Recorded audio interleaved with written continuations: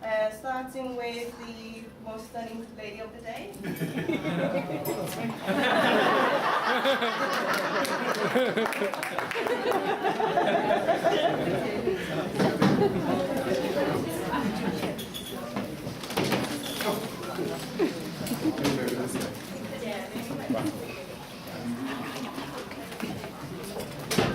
Okay, so as you will see, it's me talking today, so this should really be where the fun of the bride speech takes place.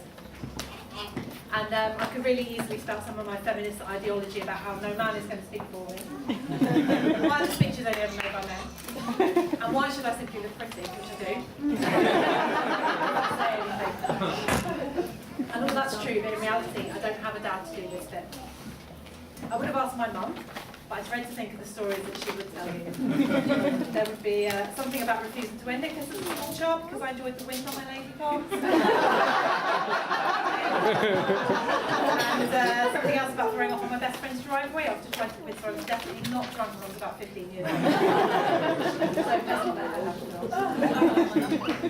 So my dad died when I was 15, and Ria, my bridesmaid, told me that it was okay to talk about this because apparently I don't get all sad and soppy about it. But as I write this speech 18 months before I'm due to deliver it, I have a thesis to procrastinate on. I am currently sobbing, needing tissues, and holding on to Gaz's hand for dear life. It's not happening. I'll read that later. I'll read this. So since Gaz proposed, I've thought quite a lot about my dad. I felt sad that he wouldn't be walking me down the aisle and didn't ever get the chance to meet Gaz. I thought about what my dad would say about Gaz, and I didn't come up with anything beyond he's a good bloke. But I think they're quite similar in many ways. My dad used to have a house full of the latest gadgets. And anyone who has heard me moan about Gaz's latest request for a bigger TV, a bread maker, which is apparently a kitchen appliance and not a gadget, thanks Facebook, or some other expensive item which will apparently make our lives better, will know that I'm the only thing stopping Gaz turning into my dad in that respect. I think Gaz and my dad would have spent many hours talking about the latest bands, the latest expensive gadgets, and I do think that Gaz would be playing the guitar right now. So that's a bit of a shame, isn't it? You did used to. Oh,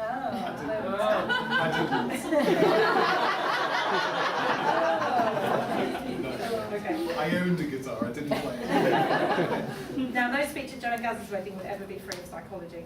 So unfortunately, here comes the psychology bit. I came to this relationship with quite a lot of dad-related baggage. So you can imagine my relationship with Gaz was a bit rocky at first. But Gaz has totally changed my life. And I'm a different person, a better person, thanks to him. I'm not going to get overly sentimental because he already knows how great he is. But I want to take this opportunity to say thank you. I'm not sure where I would be in life without you. Today everything is as everything should be. And then that leads me on to the other less soppy thank yous. Thank you to for everyone for coming, for making our day really special, and for singing along rather awkwardly during the ceremony. Enjoyed it. And thank you to Ria, my bridesmaid, who despite being on the other side of the world, has managed to kick my non-organised butt into shape. Ria, you've been a great friend over the last 9 years, and I'll say it wasn't the best 9 years. I must say it wasn't the best of starts when I put you third choice for the 2 spare rooms in our house. Good job the top choice turned us down, hey? But I think you've forgiven me despite reminding me at least once a year. Ria, along with my other lovely friends, threw me perfect candy 2 weeks ago. I didn't throw up, and I didn't take my clothes off. Well, not all of them. I only lost 1 bra. Ria the bra stealer game 2. I still don't know who the other one belongs to. No idea. If anybody's lost a bra, Ria. And I gained a bit of sore bum crack, but we don't need to talk about that.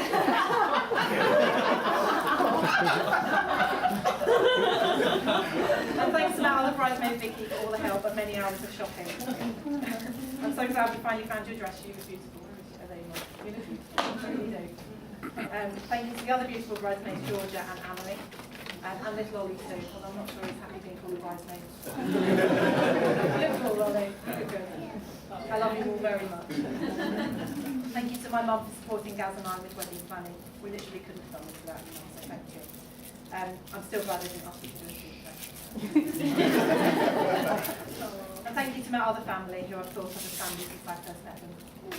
Gaz's parents, along with Sam, Vicky and Tony, have totally taken me in as one of them, despite me demanding the turkey not be carved anywhere near me. And the ghost milk phase. And me being a bit French. And I do have to say thank you to Martin, Gaz's best man. I'm partly dreading because I can't wait for yours. Whatever you say, Martin, I just want to say I still think you're an amazing person. So there we go. Surprisingly for me, I didn't waffle for too long. Now I have to pass you over to the funny one, according to him.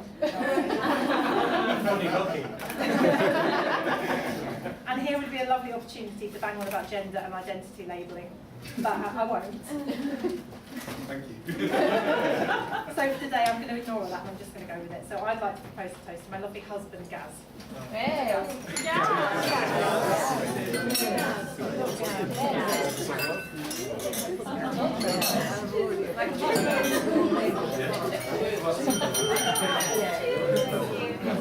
Welcome to the next speech.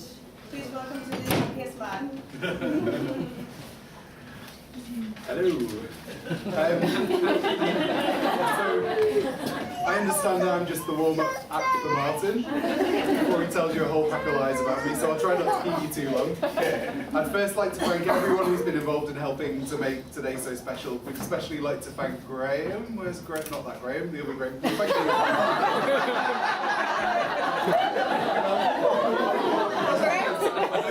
We thank you as well, Graham. We also thank Graham because he's been our wedding artist in residence. Thanks for designing our beautiful wedding invitations and for making our amazing fingerprint guest book. If you haven't found it yet, make sure you leave your mark in the guest book before you go. Thanks as well to all the hotel staff, and in particular our main contact Rosita, who's ensured things have run smoothly on our big day, and it's been great so far, I think. I'd also like to thank each and every one of you for coming today. We're so lucky to have such an amazing bunch of people in this room and in our lives. We also appreciate the efforts that some of you have made to be here. Some of you have come from a long, long way away to be here today. And we've ordered up some special Aussie sunshine for you guys. That worked actually. I put that in thinking, some of you have come despite having only been born 10 days ago.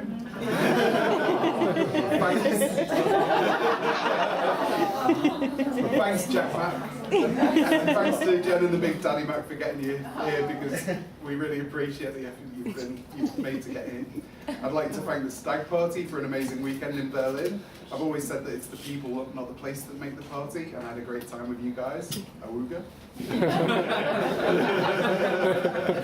I'd like to thank Joe's mum and brother, Kay and Mark, for welcoming me into their family. Thanks for your help in preparing for today, and thanks for your support for me and Joe over the last 9 and a bit years. We're looking forward to you moving more local and becoming honorary Scousers. We really appreciate the huge step you've taken to be nearer to us. I'd also like to thank my family. I'm going to make my mum cry again. I probably don't thank mum and dad enough for the amazing upbringing they gave me. You've encouraged and supported me to do the things I want to do in life, to be independent and curious, to try new experiences. In a bit, Emily. Emily, we're having a moment.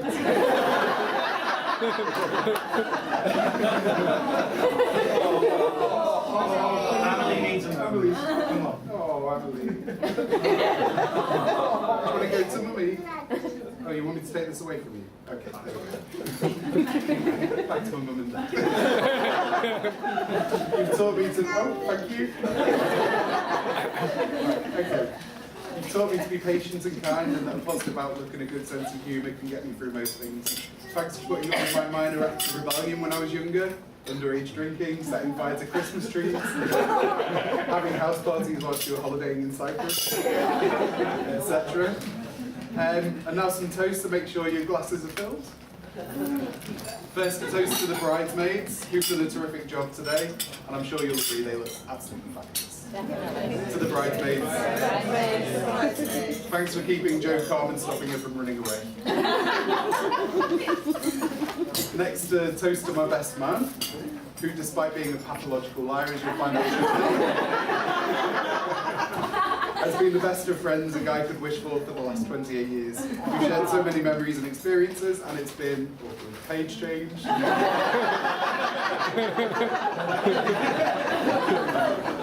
It's been amazing fun. Hold on a second.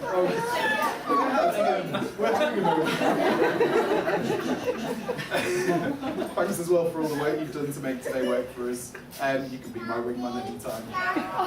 To the best man. I'm in the middle of something. They're lovely. There you go. Now I'm sure there's someone I've forgotten to thank. Oh, that's right, my wife. But before that, I'd like to tell you a bit about the table name. Some of you have been curious already. Hopefully now you've come it's made a bit more sense. So they're all the tables. Oh, your hand's dirty. Do you want to sit next to Mummy? Okay. So all the tables are named after important dates and places in our life. So first up you have the Malt Cross. Who's on the Malt Cross? Give us a shout. Yeah, so the Malt Cross over here. That's a pub in Nottingham, which is the place that me and Joe first met for our first date back in February 2006. Yes, the Malt Cross remains our favourite place in Nottingham. When we met, Joe was chaperoned by Michelle. Where's Michelle? Michelle, who's in the room today. Me and Joe met on the internet, so I think Michelle was there to make sure I wasn't a complete weirdo. Don't know whether she's figured that out. I was going to say the jury's still out, but that would be a terrible pun. I'm not going to. And I'm better than that. So after meeting at the Malt Cross, we went to the theatre to see Saturday Night, Sunday Morning, which I think is that table over there. That's the name of a book and a movie, and then the play that we went to see. We hit it off straight away, and both of us remember not wanting the theatre lights to go down because we just wanted to carry on chatting all through the night. The next table is named Gulfoss. Who's on? Oh, that's us! And that's named after the spectacular waterfall that was the Icelandic backdrop to my proposal to Joe. I proposed using a Pandora charm because I knew Joe would want to choose her own ring. I carried that charm everywhere we went in Iceland, waiting for the right moment. The original plan was to propose whilst looking at the Northern Lights, but they never turned up, despite us standing out in the frozen wilderness for 3 nights in a row. And almost every holiday, Joe suspected that I was going to propose. There was an awkward moment in South Africa when we were having a starlit walk around our luxury camp in the middle of a game reserve, and I went down on one knee. Joe's heart skipped a beat, and I tied my shoelace. Iceland was the first holiday when Joe didn't actually suspect that I was going to propose, and I think that was a mixture of her just having given up on the idea, but also the fact that we had a trip to New York planned the next year, so that's the capital of proposals, so it was a good distraction for her. And that leads me to the High Line. Who's on the High Line? Let me hear you. I like it. So this was Joe's favourite bit of our holiday to New York. The High Line's a 1.5 mile long stretch of parkland which is built on an old disused railway line in New York. I really recommend you go see it if you ever go to New York. It's just a unique walk through the city. It's parkland, but then there's all these New York buildings around and landmarks and stuff. It's very beautiful. The next table is named Home. Woo! And no prizes for guessing, but that's Liverpool. That's where our home is now. We moved here on fireworks night 4.5 years ago. Yes. And I remember really distinctly driving our rental van from Nottingham, and it was firework night, and the whole sky was just exploding as we were driving to Liverpool, and it just felt like that was for us. Obviously it wasn't, but it was nice. So Merseyside's always been a home for me. I'm just from over the water, where you can see over there, that lovely town over there called Birkenhead. Birken Vegas, as we like to know. But it feels more special now because I get to share it with Joe. Can't separate the pages, bear with me. There we go. Finally, we have a table named Amelie. So no prizes for guessing that this table was named after our amazing daughter, this one here. who arrived in April 2012. It's also the name of mine and Joe's joint favourite movie, so a lot of you can see the photo of the Amelie from the movie there. Amelie will be turning 3 when we're on our honeymoon. Our daughter, not the movie. 3 years, it gives me that weird feeling of like she's always been there, but at the same time it feels like yesterday that she was born. So that's quite lovely. Which leads us to today in this celebration of mine and Joe's 9-year-long relationship. I'm so happy to have married such a beautiful, funny, kind, courageous and intelligent person. Before we met, there was a Joe-shaped hole in my life that you've helped to fill. I've always been quite a positive person anyway, but I couldn't have felt truly happy until you arrived in my life. The last 9 years have been amazing, and we've done so many amazing things together, and yet I feel like things have only just begun and the best is yet to come. So to my wife, I say thank you, I love you, and I look forward to our next big adventure together. A toast to Joe. Definitely.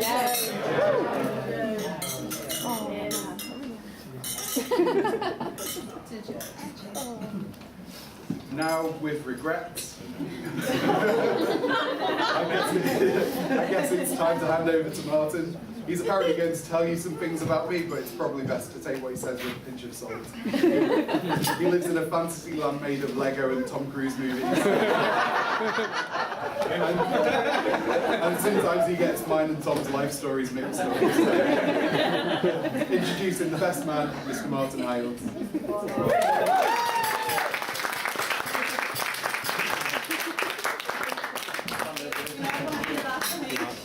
Well, thank you very much, Gareth, for your introduction today. Good afternoon, ladies and gentlemen. I'd like to firstly of all thank you for coming today and making Gareth's birthday such a memorable and special occasion. Now, I'm Martin, the best man. You'll be pleased to know that this is my 3rd go of doing this. Of course, not for Gareth. I've got a reasonable track record so far, with 1 successful marriage and 1 failure. This is all going to work out.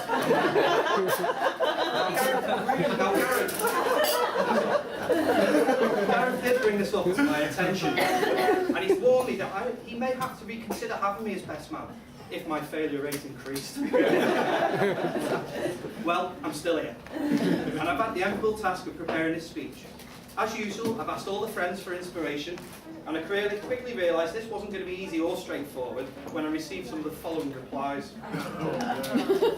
He was good at maths. He's a fun sort of person, isn't he? He was good at basketball. Wasn't he a Samaritan? I can't think of anything, but here's a picture of him in a cool waistcoat.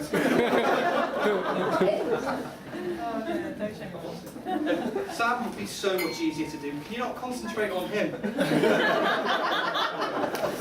Gareth, you've clearly had an impact on your friends' lives. Thanks very much, guys. Before I continue with Gareth this afternoon, I'd firstly like to say how wonderful and beautiful our bride Jo looks. Yay! It's also too very, very beautiful. And on that basis, I'm going to propose a toast to our wonderful and beautiful bride, Jo. To Jo.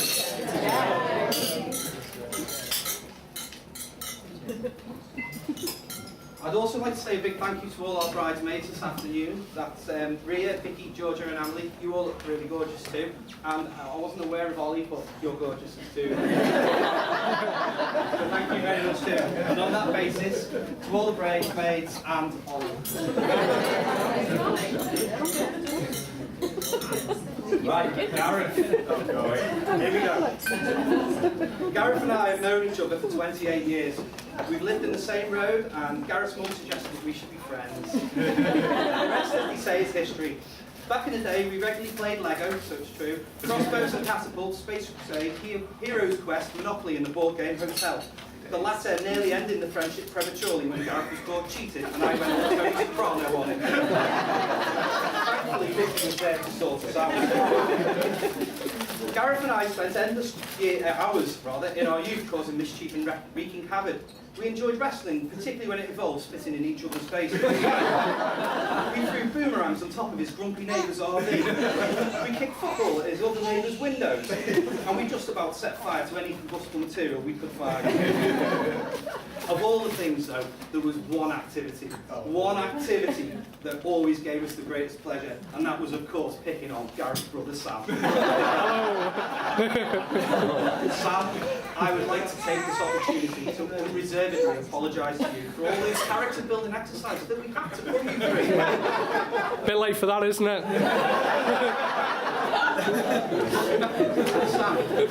Sam, you turned out a great bloke.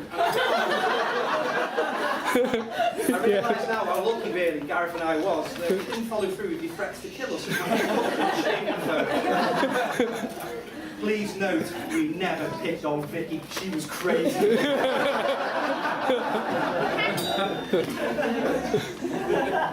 on, Gareth and I were members of the Sea Scouts. We spent many a great evening in Birkenhead docks, canoeing and sailing, occasionally consuming the water, and participating in one of his favourites of pastimes. Looking for prostitutes on the way home.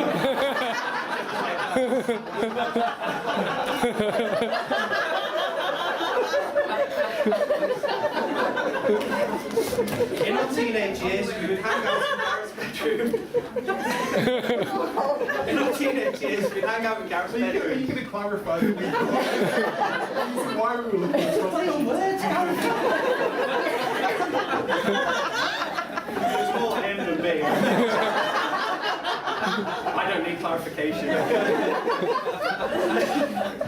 In our early teenage years, we'd hang out in Gareth's bedroom, playing computer games. Well, actually, watching him play computer games. Nothing's changed, Martin. No, it's true. We listened to Meatloaf, the Crash Test Dummies, and of course him singing along badly. You thought it was good. I thought it was bad. I vividly remember the smell of his bedroom. It was a sickly combination of vanilla deodorant, Jean Paul Gaultier eau de toilette, flavoured candles, and every variety of incense that Quiggins has ever sold. It smelled like Lush on steroids. Now, Gareth's look during his teenage years was extremely unique. He was tall, he was skinny, he wore garish Dr. Bananas. He didn't make children's feet. And he had this enormous haircut which looked like an Angora rabbit. Gareth told me that this look helped him get girls. All I can remember is all the girls wanted to be his mate and play with his hair. As we grew up, we got interested in films, spending many a night watching the latest blockbuster. We could often be found with Gareth's underwear on our heads, especially when we'd watched a raunchy scene. I have no idea to this day why we ever did this, or whether his pants were ever clean. Gareth had a brief acting career in his late teens, early 20s. He played an ugly sister in the local church pantomime. I still cannot remove the image from my mind. Bare-chested Gareth with nipple tassels gyrating. Gareth also starred in Les Mas, our very own version of Jackass. As a would-be internet sensation, he sniffed dog poo off a tyre for well over a minute. Over the years, Gareth, his other friends and I have had many a great night out. Too many to mention. I particularly remember the Oxton Village nights when we walked home with our pants around our ankles, and all of the Northwich nights where we collect things on our way home, such as shopping trolleys, topiary and shop signs, leaving them in the vicarage outside toilets for Sheila to find the next day. We were always made to return them. For Gareth's 30th birthday, we dressed him as a wizard, and we paraded him around the streets and bars of Nottingham. Wizard time was interesting, as the long hair made him very much look like his mum. Joe struggled to kiss him that evening. When we got home, though, this was the most disturbing. Wizard time attracted some very strange men on chat roulette, of which all who raised their wands at him. Gareth qualified as a clinical psychologist in 2006, and there was no surprise in his career choice, considering the social experiment he'd been a part of the last 26 years. With a history of crazy ex-girlfriends, psycho stalkers, scally skanks, and of course our friend group, he was looking well equipped. Now, as a Sorry, Gareth, I forgot to ask you that. 2011, you qualified. Bye. No, I'm not. It's irrelevant. I'm just disrupting. As a psychologist, Gareth clearly is an intelligent guy, but despite his intelligence, he has on occasions lacked more than a bit of common sense. Some standout moments for me include the Alton Towers incident, when he drank 2 litres of Coke to qualify for a digital watch before getting a bus back to Birkenhead, desperately needing the loop. Buying a Nintendo GameCube the night before his A-levels and playing it all night. University finals. And finally, risking the wrath of Vicky when he, Peter and others rifled through her knicker drawer and took photos of them on her head. Yes, we did. Oh, yes, we did. Vicky, I have nothing to do with that. Gareth met Joe in 2006. Yeah. Correct. An online dating website showing a passion for theatre, social media and psychology. They were a perfect match. I do not believe that these two could be better suited. However, I do think that it's only fair that Gareth finally comes clean and admits that to Joe that she's not the first psychologist he's ever fancied.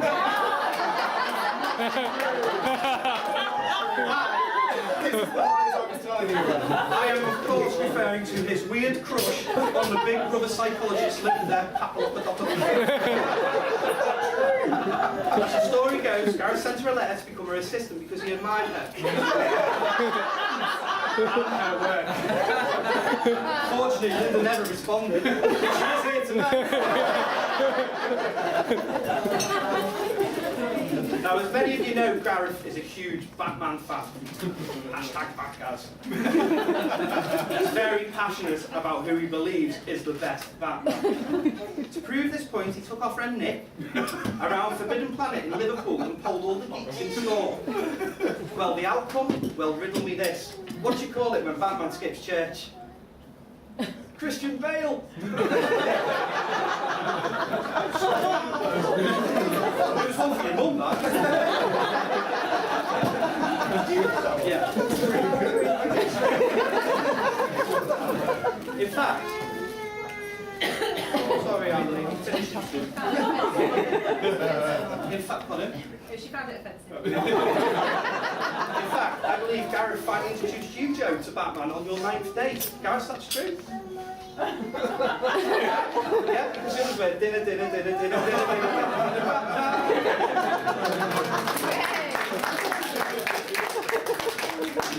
Stag do.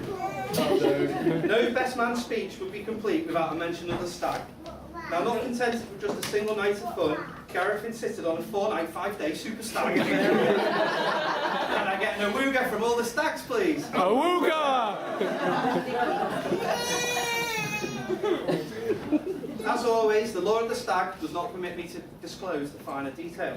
However, I can tell you that Berlin was very efficient and came with some very special tastes, mostly in the form of sausage parlours, super clubs and all-you-can-eat buffets. The stags found Berlin a mixture of culture, puzzles and logistical challenges, and that was just the trains and the journey home, with a few of us making the departure gate with minutes to spare. The stag do on the whole went very quickly. The days were spent touring the city in the evenings, having dinner, playing chess, cards. That is actually true. Cards Against Humanity. Possibly the most politically incorrect game to play in a German hotel lobby, especially as some of the answers involve a certain dictator and his loyal followers. Fortunately for Gareth, or for us, or rather us, no offence was caused and a great laugh was had by all. We also seem to amuse some of the locals. The theme of the main stag night was superheroes. Gareth didn't know we had anything planned and was led by Graham into one of the hotel rooms where the Joker, the Flash, the Hulk, Spider-Man and Iron Man all lay in wait. Hanging up in that room was a Batman costume. As Gareth entered, he shrieked in joy, "I'm gonna be Batman!" Afraid not, Gareth. Graham's Batman, you're Batgirl. The stags had a real debate as to whom Gareth was going to be on this on the stag do. There was numerous options, however. However, after consulting a number of transgender websites, the only costume going to fit was Batgirl. So Batgirl With his transformation complete, Batgirl and the superheroes made their way to the hotel bar, only to get a raucous reception as they emerged from the lifts in the hotel lobby. After a quick mojito, shopper hoffa and huffle puffle, the superheroes set off their night for a night out in Berlin. A short ride later, they arrived at the Berlin puzzle rooms where Batgirl and the Hulk ended up in prison. Armed with the superpowers, it was up to the other heroes to break them out. The superheroes did not find a lot of action after that night, except for posing for photos with their adoring public. Unfortunately, no bars would let them in, so it was back to the hotel for the early night. Or was it? Not quite in true superhero style, a quick change and everyone's back out to the early hours of the morning, with some returning just in time for breakfast. Now in all seriousness, in all the years I've known Gareth, he's been a true and he's been a loyal friend. I have the highest level of respect for him and trust him implicitly. He's balanced, kind, caring and compassionate, and has been with me through all the good times and the bad. There are only a handful of people in my life who have been so influential on the person I am today, and Gareth is one of them. Gareth, it's a true honour to be the best man. Joe.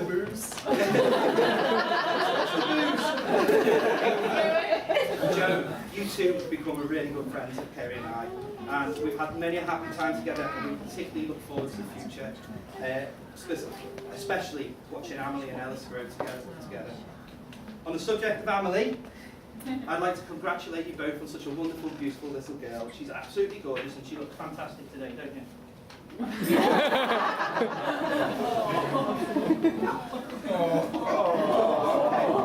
Joe and Gareth, you are super parents and you are super people to be around. I wish you all the happiness in the world. So ladies and gentlemen, please be upstanding. I'd like to propose my fabulous toast. To our bride and groom and their beautiful daughter, to Joe, Gareth and Amelie. Joe, Gareth and Amelie.